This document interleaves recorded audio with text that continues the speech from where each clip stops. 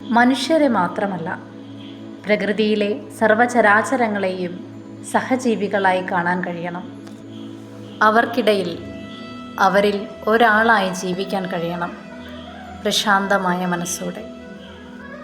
9ാം ക്ലാസ്സിലെ മലയാളം കേരള പാഠാവലിയിൽ ഭാഗം 1 ഉള്ളിലുയർക്കും മഴവില്ല് എന്ന ഭാഗത്തിലെ 3ാമത്തെ യൂണിറ്റായ പാത്തുമ്മയുടെ ആട് അഥവാ ഒരു സത്യമായ കഥ, പ്രൊഫസർ MK സാനു എഴുതിയ ഏകാന്ത വീതിയിലെ അവധൂതൻ എന്ന കൃതിയിലെ ചെറിയ ഭാഗമാണ്. പാത്തുമ്മയുടെ ആട് ഒരു സത്യമായ കഥ. പാത്തുമ്മയുടെ ആട് ചുമ്മാ ഒരു കഥയല്ല. അതിലെ കഥാപാത്രങ്ങളെല്ലാം ഈശ്വരാനുഗ്രഹത്താൽ ഇപ്പോഴും ജീവിച്ചിരിക്കുന്നു. ഇത് എൻ്റെ വീട്ടിലെ സത്യമായ കഥയാണെന്നോർക്കണം. ഇത് ബഷീറിൻ്റെ വീട്ടിലെ സത്യമായ കഥയാണ്. വീട്ടിലെ താമസക്കാർ ആരൊക്കെയാണെന്ന് ആദ്യ ഭാഗത്ത് പറയുന്നുണ്ട്. വെറുതെ പറയുന്നു എന്ന് മാത്രം, വിവരണമില്ല. ഒരു ഖണ്ഡിക തന്നെ അവരുടെ ലിസ്റ്റ് കൊണ്ട് നിറഞ്ഞിരിക്കുന്നു. അത് വായിക്കാൻ ബഷീറിനെ നേരിട്ടറിയാവുന്നവർക്ക് താല്പര്യം തോന്നിയേക്കാം. കഥാകൃത്തായ ബഷീറിൻ്റെ വീടും സാഹചര്യവും എന്താണെന്നറിയാൻ കൗതുകമുള്ളവർക്കും താല്പര്യം തോന്നാവുന്നതാണ്.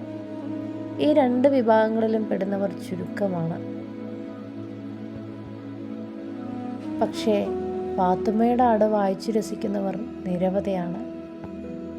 വിരസമായി തീരാവുന്ന വസ്തുതകൾ പോലും ബഷീറിൻ്റെ അനുഗ്രഹീയമായ തൂലികയുടെ സ്പർശത്താൽ എങ്ങനെയോ രസപ്രദമായി തീരുന്നു.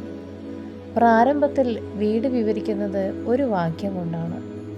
ഓലമേഞ്ഞ ഒരു ചെറിയ 2 മുറികളും ഒരടുക്കളയും 2 വരാന്തകളുമുള്ള കെട്ടിടമാണ് എൻ്റെ വീട്.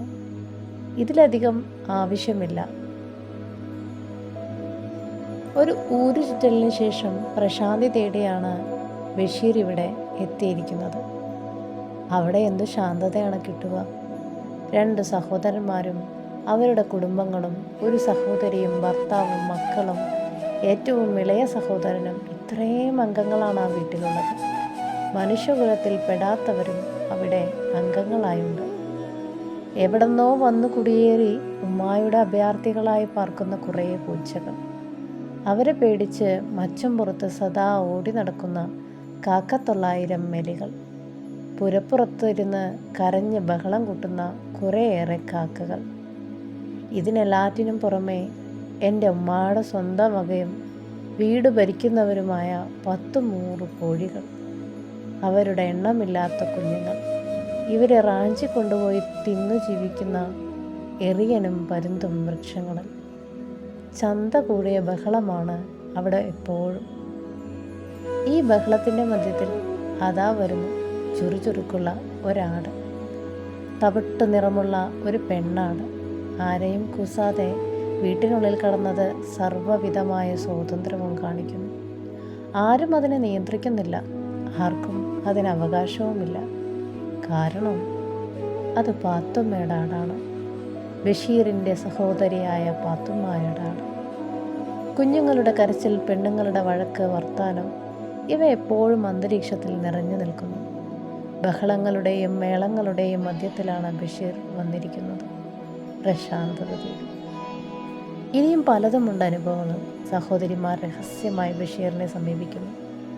വല്യക്കാക്ക ഒരാൾക്ക് കമ്മൽ പണിയിച്ചു കൊടുക്കണം, മറ്റൊരാൾക്ക് വല്യക്കാക്ക പാത്രങ്ങൾ വാങ്ങിച്ചു കൊടുത്താൽ മതി. ഉമ്മായ്ക്കും ഇടയ്ക്കിടെ പറയാനുള്ളത് രൂപ വേണമെന്നാണ്. നീ എനിക്ക് കുറച്ച് രൂപ താ. അബൂബക്കർ ഒരു ചെറിയ കാര്യമേ പറയുന്നുള്ളൂ. വല്യക്കാക്ക, നമുക്ക് ഈ മുറ്റം കെട്ടിക്കണം, പുരയുടെ കൂട് മാറ്റി ഓടിയിടിക്കണം. ആവശ്യങ്ങളിങ്ങനെ അനേകമുണ്ട്. ഉമ്മ, സഹോദരന്മാർ, സഹോദരികൾ, അവരുടെ മക്കൾ, ഇവരെയെല്ലാം ഇടയ്ക്കിടെ ബഷീറിനെ സമീപിക്കുകയും ഓരോതരം ആവശ്യങ്ങൾ ഉന്നയിക്കുകയും ചെയ്യുന്നു. അവ സാധിക്കാൻ പ്രയാസമില്ല, പക്ഷേ പണം വേണം, ധാരാളം പണം വേണം. അതെവിടെ നിന്ന് കിട്ടും? വലിയ ധനികനായി ബഷീർ വന്നിരിക്കുന്നു എന്നതാണ് അവരുടെ വിചാരം. ഇത്തരം രംഗങ്ങൾക്കും ചിത്രങ്ങൾക്കും ഇടയിലാണ് ബഷീർ എന്ന എഴുത്തുകാരൻ്റെ രൂപം ഉയർന്നു തെളിഞ്ഞ് പരിലസിക്കുന്നത്. കുഞ്ഞുങ്ങളുടെ വഴക്കുകളിലും മുതിർന്നവരുടെ അഭ്യർത്ഥനകളിലും ആടിൻ്റെ വികൃതികളിലും പക്ഷികളുടെ ചലനങ്ങളിലും ചാമ്പയുടെ ചന്തത്തിലും മറ്റും വിനോദിച്ചുകൊണ്ട് ബഷീർ നേരിയൊരു മന്ദഹാസത്തോടുകൂടി ഒരു യോഗിയെപ്പോലെ വിലസുന്നത് നാം കാണുന്നു.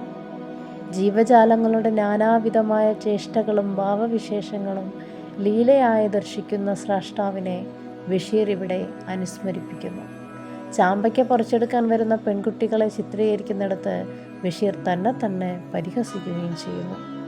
എം ഗോവിന്ദൻ, സ്വന്തം ഭാര്യ ഡോക്ടർ പത്മാവതി, മകൾ ബാല, കെ എ കൊടുങ്ങല്ലൂർ തുടങ്ങിയവർ പോലും ഈ ലോകത്തിൽ കത്തിലൂടെ സ്ഥാനം പിടിക്കുന്നു. മുഖ്യ കഥാപാത്രമായ ആട് സർവത്തെയും മതിലംഘിച്ചുകൊണ്ട് ഈ ചിത്രത്തിൽ നിന്നൊരു പ്രതീകമായി വളർന്നു വരുന്നതായി നമുക്ക് അനുഭവപ്പെടുന്നു. ചെറിയൊരു കൃതിയാണെങ്കിലും വസ്തുതകൾ നിരത്തി വയ്ക്കുന്ന കൃതിയാണെങ്കിലും ഇതൊരു പ്രത്യേക ലോകം നമ്മുടെ ആന്തരിക നേത്രങ്ങൾക്ക് മുന്നിൽ തുറന്നു കാട്ടുന്നു. മനുഷ്യരും പ്രകൃതിയും ജീവജാലങ്ങളും എല്ലാം പരസ്പരം ദുരൂഹമാവിധം ബന്ധപ്പെടുന്നൊരു ലോകം, അഖണ്ഡമായ ലോകമാണത്. ചെറിയ കാര്യങ്ങളിലൂടെ വലിയ ലോകത്തിൻ്റെ വിസ്മയങ്ങളിലേക്ക് വായനക്കാരനെ നയിക്കുന്ന ഈ തമാശ കഥയ്ക്ക് വൈശിഷ്ട്യം വിശദമാക്കാൻ പ്രത്യേക പഠനങ്ങൾ തന്നെ ഉണ്ടാകേണ്ടിയിരിക്കുന്നു. ബഷീറിൻ്റെ സർഗാത്മകതയിൽ നിന്ന് മലയാളത്തിന് ലഭിച്ച ഒരു രത്നമായി ഈ കൃതിയെ ഭാവി തലമുറ വാഴ്ത്തുമെന്നാണ് എൻ്റെ വിശ്വാസം. ജീവിത സാഹചര്യങ്ങൾ മാറിക്കൊണ്ടിരിക്കുമെന്ന് നമുക്കറിയാം. ഇപ്പോൾ തന്നെ മാറിയിരിക്കുന്നു. മനുഷ്യബന്ധങ്ങളുടെ സ്വഭാവവും മാറും. പ്രകൃതിയുമായി മനുഷ്യനുള്ള ബന്ധവും ഇല്ലാതായെന്ന് വരാം. അതെല്ലാം സംഭവിച്ചു കഴിഞ്ഞാലും ഈ ചെറിയ കൃതിയുടെ ഗഹനത സുഷിക്തരായ വായനക്കാരെ എന്നും വശീകരിച്ചു കൊണ്ടിരിക്കുമെന്ന കാര്യം തീർച്ചയാണ്.